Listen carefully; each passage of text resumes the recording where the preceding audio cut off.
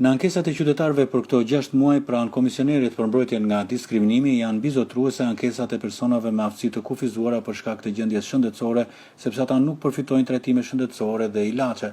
Shkak tjetër mes ankesave të shumta janë edhe pengesat e mëdha në shkollimin e fëmijëve me aftësi të kufizuara dhe deri tek pamundësia e këtij grupimi për të hyrë me rampa në institucione shtetërore dhe biznese private. Persona me aftësi të kufizuara rezultojnë shumë të diskriminuar në shoqëri, pasi I shikojmë të pamundur për përfitimin e shumë shërbimeve të ndryshme që do duhet I ofrohen. Ka një mori ligjesh dhe aktesh në ligjore që do duhet bëjnë të mundur këtë gjë, por shohim që pastaj materialisht personat me aftësi të kufizuar psojnë goxha pamundësi nga ana e shoqërisë dhe shtetit për të përfituar këto shërbime. Këto 6 muaj janë bërë deri tani 80 ankesa dhe janë marrë 70 vendime, një pjesë janë individuale dhe pjesa më e madhe vijnë nga grupime qytetarësh dhe shoqata të ndryshme.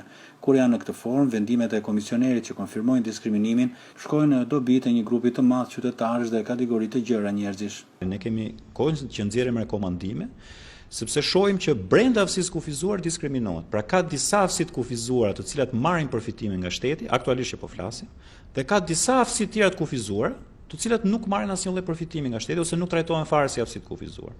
Kjo vlen për shembull dhe për personat kujdestar.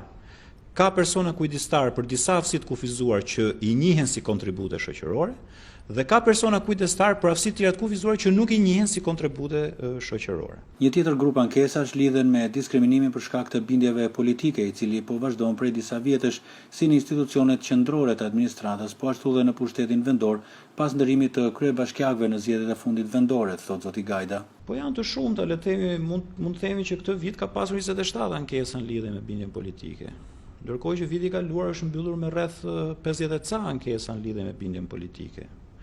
Për shkak ajo që po vjet re këtë vit është që një pjesë ankesave më shumë po shikojmë që vijnë nga pushteti vendor, për shkak edhe të zgjedhjeve vendore dhe të ndryshimeve, le të themi, titullarëve.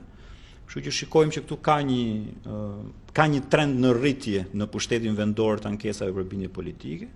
Kuptohet që janë ankesa dhe jo të gjitha përfundojnë me vendime diskriminimi, sepse aty shikohet edhe që nuk ka ndonjë, por kemi vënë re që edhe në një pjesë të madhe numri I vendimeve diskriminimit lidhet me shkaqjet për bindje politike. Pranë Komisionerit për mbrojtjen nga diskriminimi janë të pranishme në mënyrë të vazhdueshme ankesat për diskriminim racor që lidhen me komunitetet rome dhe egjiptiane në Shqipëri. Këto dy komunitete janë edhe më të varfra dhe më të diskriminuara në çështje të papunësisë, të nivelit të ulët të ushqimit, shkollimit dhe në tërësi të mos respektimit të drejtave njerëzore për ta. Për Zërin e Amerikës, Iliriana Golli, Tiranë.